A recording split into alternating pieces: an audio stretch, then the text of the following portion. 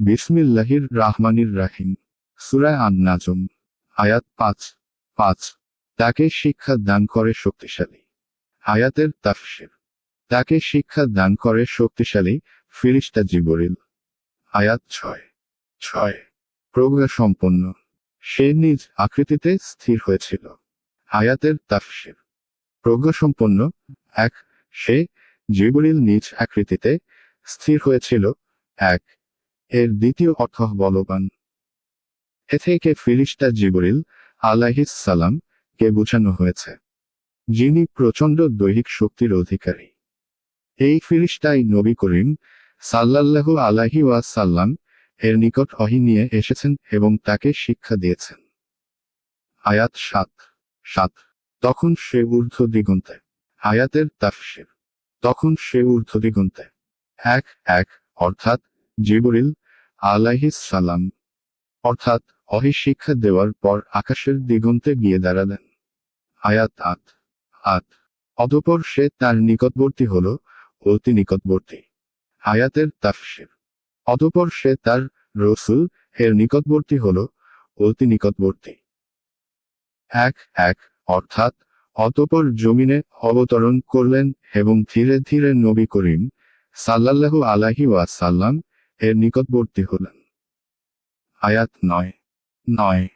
ফলে তাদের মধ্যে দুই ধনুকের ব্যবধান রইল অথবা তারও কম। আয়াতের তাফসীর। ফলে তাদের মধ্যে দুই ধনুকের ব্যবধান রইল অথবা তারও কম। ১ কেউ কেউ অনুবাদ করেছেন ২ হাত পরিমাণ। এখানে নবী করিম সাল্লাল্লাহু আলাইহি ওয়াসাল্লাম এবং জিবরিল আলাইহিস সালাম এর পারস্পরিক নিকটবর্তিতার কথা উল্লেখ করা হচ্ছে।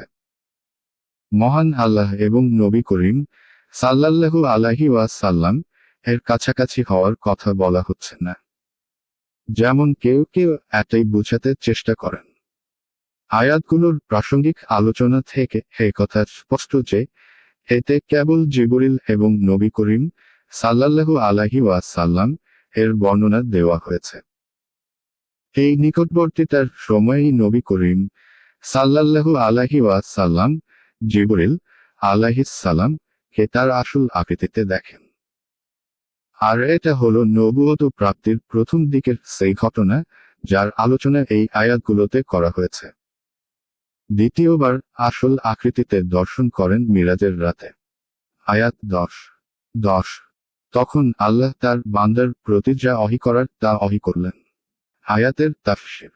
তখন আল্লাহ তার দাসের প্রতি যা ওহী করার তা ওহী করলেন। ১ এর দ্বিতীয় অর্থ জিবরিল আলাইহিস সালাম আল্লাহর বান্দা মুহাম্মদ সাল্লাল্লাহু আলাইহি ওয়াসাল্লাম এর জন্য যে ওহী অথবা বার্তা নিয়ে এসেছিলেন সেটা তিনি তার কাছে পৌঁছে দিলেন। আয়াত ১১ যা সে দেখেছে তার অন্তঃকরণ তা অস্বীকার করেনি। আয়াতের তাফসীর। যা সে দেখেছে তার হৃদয় তা অস্বীকার করেনি। ১ অর্থাৎ নবী করিম সাল্লাল্লাহু আলাইহি ওয়াসাল্লাম জিবরিল আলাইহিস সালাম কে তার আসল আকৃতিতে দেখেন যে তার ৬০০ ডানা রয়েছে। তার প্রসারিত ডানা পূর্ব ও পশ্চিমের আকাশ ও পৃথিবীর মধ্যবর্তী স্থানকে ঘিরে রেখেছিল। এই দর্শনকে নবী করিম সাল্লাল্লাহু আলাইহি ওয়াসাল্লাম এর অন্তর মিথ্যা মনে করেনি, বরং আল্লাহর এই বিশাল ক্ষমতাকে স্বীকার করে নিয়েছে। আয়াত ১২ সে যা দেখেছে তোমরা কি সে বিষয়ে তার সঙ্গে বিতর্ক করবে? আয়াতের তাফসীর। সে যা দেখেছে তোমরা কি সে বিষয়ে তার সঙ্গে বিতর্ক করবে? আয়াত ১৩ নিশ্চয়ই সে তাকে আরেকবার দেখেছিল। আয়াতের তাফসীর। নিশ্চয়ই সে তাকে আরেকবার দেখেছিল। আয়াত ১৪ সিদরাতুল মুনতাহার নিকট। আয়াতের তাফসীর। সিদরাতুল মুনতাহার নিকট। ১ এটা হলো মিরাজের রাতে যে জিবরিল আলাইহিস সালাম কে তার আসল আকৃতিতে দেখেছিলেন তারই বর্ণনা। এই সিদরাতুল মুনতাহা হলো ষষ্ঠ বা সপ্তম আসমানে অবস্থিত একটি কুল বড়ই গাছ। আর এটাই শেষ সীমা। এর উপরে কোনো ফেরেশতা যেতে পারেন না। ফেরেশতাকুল আল্লাহর বিধানাদিও এখান থেকেই গ্রহণ করেন। আয়াত 15 যার নিকট অবস্থিত বাসস্থান। আয়াতের তাফসীর। যার নিকট অবস্থিত জান্নাতুল মাওয়া বাসস্থান। 1 এটাকে জান্নাতুল মাওয়া এই কারণে বলা হয় যে এটাই ছিল আদম আলাইহিসসালাম এর আশ্রয়স্থল ও বাসস্থান।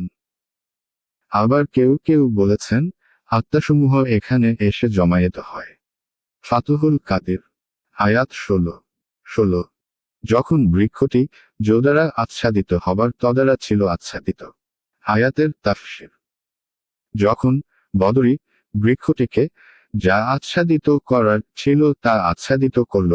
1 এখানে সিদরাতুল মুনতাহার সেই দৃশ্য ও অবস্থার বর্ণনা দেওয়া হচ্ছে যা নবী করিম সাল্লাল্লাহু আলাইহি ওয়াসাল্লাম মিরাজের রাতে দর্শন করেছিলেন।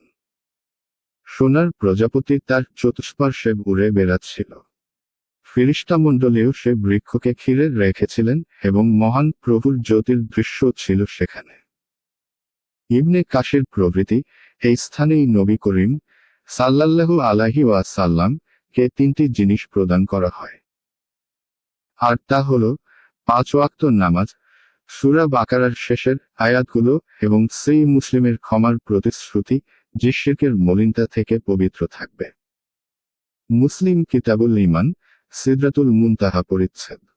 আয়াত 17 তার দৃষ্টি বিভ্রম হয়নি, দৃষ্টি লক্ষ্যচ্যুত হয়নি। আয়াতের তাফসীর। তার দৃষ্টি বিভ্রম হয়নি, দৃষ্টি লক্ষ্যচ্যুত হয়নি। 1 অর্থাৎ নবী করিম সাল্লাল্লাহু আলাইহি ওয়াসাল্লাম এর দৃষ্টি ডানে বামে হয়নি এবং সেই সীমা অতিক্রমও করেনি যা তার জন্য নির্দিষ্ট করে দেওয়া হয়েছিল। আয়সারুত তাফসীর। আয়াত 18 সে তো তার প্রতিপালকের মহান নিদর্শনাবলী দেখেছিল। আয়াতের তাফসীর।